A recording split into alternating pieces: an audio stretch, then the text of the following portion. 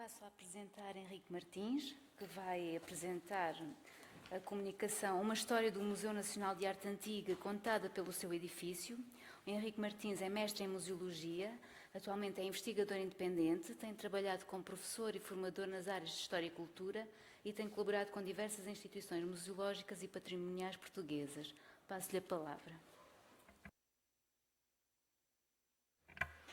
Obrigado à organização por ter aceito a minha comunicação, que é então uma história do Museu Nacional de Arte Antiga de Lisboa, contada pelo seu edifício.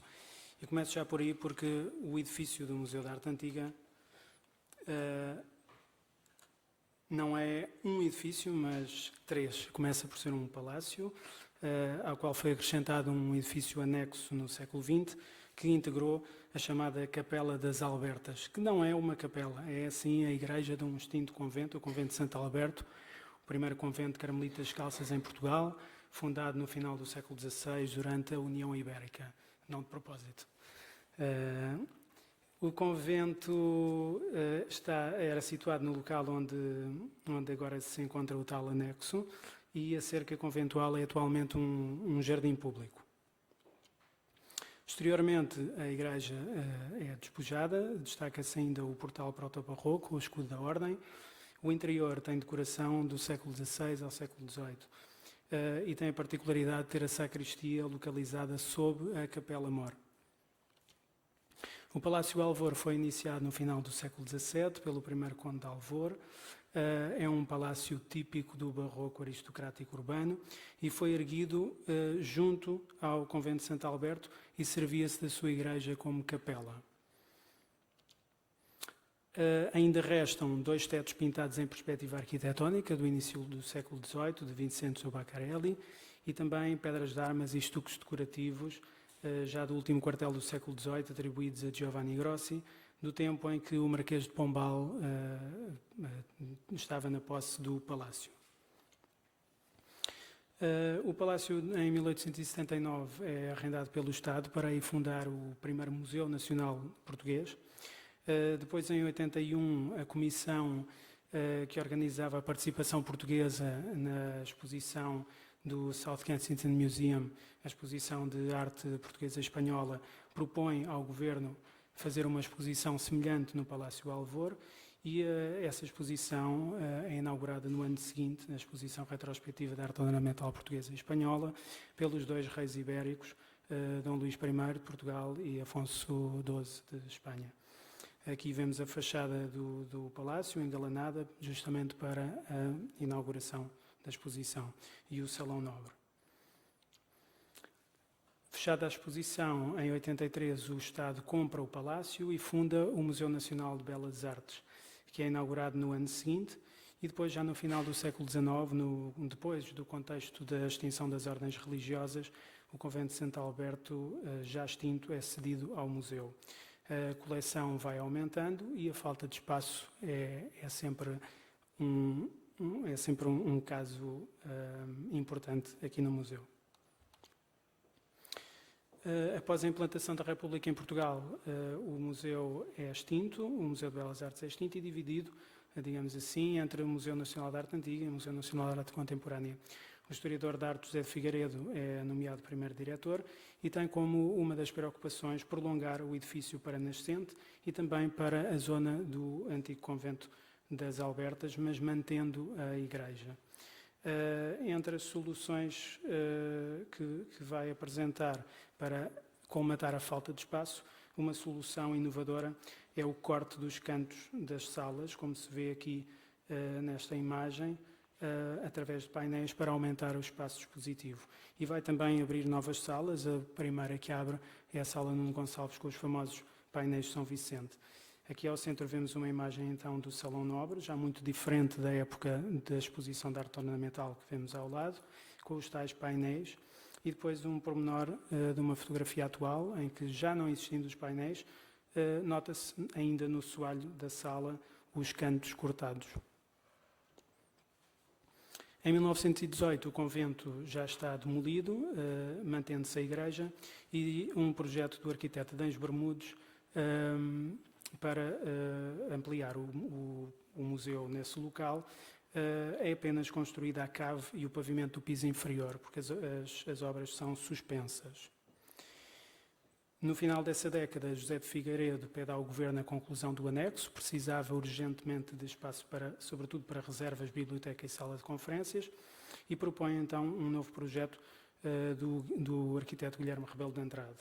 Em 1930, Oliveira Salazar, Ministro das Finanças, desbloqueia os meios para a ampliação do museu e Rebelo de Andrade faz um primeiro projeto, segundo o programa de José de Figueiredo, em 1933, que pressupunha integrar a Igreja das Albertas e aproveitar a construção já feita do projeto de Adães Bermudes. Não posso deixar de salientar aqui o facto de José de Figueiredo e Rebelo de Andrade terem assistido aqui em Madrid à conferência que já foi referida hoje de manhã. O que terá influenciado, de certo, um novo projeto que Rebelo de Andrade apresenta em 1935, que inclui já a ampliação do Palácio A Nascente e a construção de um edifício para oficinas de restauro, que é atualmente o Laboratório José de Figueiredo. O anexo começa a ser construído em 1937, no ano em que morre José de Figueiredo. O conservador João Couto é nomeado o segundo diretor e Oliveira Salazar, já como chefe do governo, exige a rápida conclusão do anexo para inaugurar a tempo da comemoração do duplo centenário da Fundação da Nacionalidade, para aí expor uma exposição de arte portuguesa. O anexo é concluído rapidamente, em 1939, inaugura em 40 com a exposição dos primitivos portugueses, mas a sua organização é concluída apenas em 49, quando a pintura portuguesa é colocada no piso superior, ficando a partir daí separada da pintura europeia que fica no piso superior do Palácio, que é uma apresentação que se mantém até hoje. A linguagem do anexo é neobarroca, de acordo com o Palácio. Tem então a nova entrada principal do museu, onde destaca um portal com alegorias às artes do escultor Diogo de Macedo, que também já foi aqui referido noutra comunicação. Interiormente, a cave seria para reservas e serviços, o primeiro piso para o vestíbulo de entrada, um salão central, que aqui vemos à direita, galerias de exposição e ligação ao palácio. O segundo piso, então, também para galerias de exposição. É criado um moderno sistema de regulação de luz zenital, através de claraboias no telhado, de uma esteira de vidro no teto da sala e de lamelas de regulação da entrada de luz, que eram ativadas por um comando em cada sala, que indico aí vermelho na imagem de baixo. Em 42, a Igreja das Albertas é integrada no circuito museológico, como exemplo típico do barroco português, e o antigo coro baixo é transformado em sala de exposição. Quanto à remodelação e ampliação do Palácio, em 40, Rebelo de Andrade apresenta um novo projeto, segundo propostas de João Couto. Dão-se demolições a Poente e a Nascente e as obras decorrem entre 40 e 45. No piso inferior vai-se remodelar o lado Poente, a ala sul será para a direção e gabinetes de estudo e a ala norte para exposições temporárias. A imagem da esquerda em baixo é então da Galeria de Exposições Temporárias e apresento ao lado o mesmo espaço em duas épocas diferentes do museu, ainda como Museu de Belas Artes e depois no início do Museu da Arte Antiga. No piso inferior ainda o átrio é remodelado, a pintura de teto de Eugénio Coutrinho e José Malhoa, que tinha sido feita para a exposição de arte ornamental, é retirada e no espaço ampliado é então localizada a sala de conferências e a biblioteca. Trago uma imagem recente da sala de conferências para chamar a atenção de que estes dois espaços são os espaços que atualmente mantêm um aspecto mais parecido com o que eram originalmente. Quanto ao piso superior, depois de se demolir uma sala do topo nascente e também uma sobreloja, um espaço intermédio onde se localizavam serviços, é então ampliada a nascente o edifício para 6 salas de exposição. Chama a atenção das imagens em cima, onde temos a sala de pintura espanhola, não foi por acaso, era mesmo esta. Era a última do edifício e na imagem ao lado vemos a abertura do vão na parede, que era a parede extrema do edifício e que então agora é a continuação do palácio. Aqui 3 aspectos diferentes do antes e depois do palácio. Para agora darmos um salto até ao final da década de 60, isto porque durante a década de 50 e 60 não há alterações de maior no edifício, mas é uma época em que o museu se afirma como modelo da museologia em Portugal. Então, em 68, o diplomata boliviano Antenor Patinho deu ao Estado português uma sala do século XVIII, que é instalada no piso superior do Palácio, inaugurada apenas em 74, mas a partir daí, pela sua imobilidade, vai marcar definitivamente o discurso museológico da coleção. Em 1981, é construído um piso intermédio na ala sul do anexo, através do corte do piso inferior. Vemos nas imagens como os antigos mezaninos do piso inferior passam as janelas, atualmente, do piso intermédio. Mas em 82, quando o anexo é escolhido para núcleo da 17ª Exposição Europeia de Arte, Ciência e Cultura, esta intervenção estende-se a praticamente todo o anexo, que é dividido, cujo piso inferior é então dividido em dois. Vai-se demolir a escadaria original do anexo e no seu lugar são criadas 3 grandes salas em cada piso. Também no espaço do antigo salão central é colocada a nova escadaria. É feita uma nova ligação ao palácio e também alterações na capela, na antecapela, que é também dividida em 2 pisos. Em 1990, após a 17ª, as salas são remodeladas, as salas do piso superior, para então reinstalar a pintura portuguesa.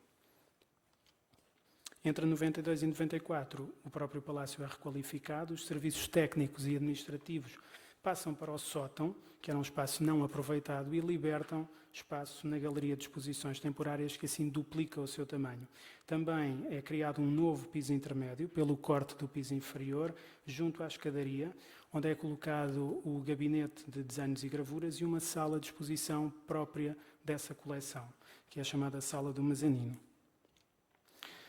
Também a cave é ampliada, onde são localizados os arquivos e o restaurante, e o próprio jardim é recuperado, onde destaca uma esplanada miradouro com vista para o Tejo.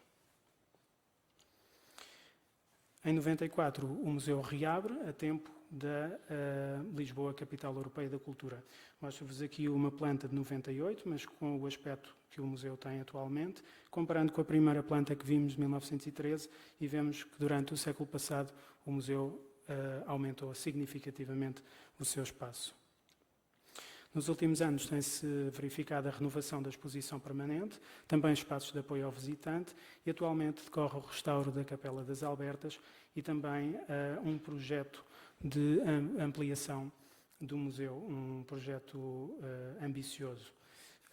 E com este projeto concluo para definir 2 ideias constantes na história do museu, que é a sua falta de espaço, mas por outro lado também a importância do seu lugar de origem como lugar de memória. Obrigado.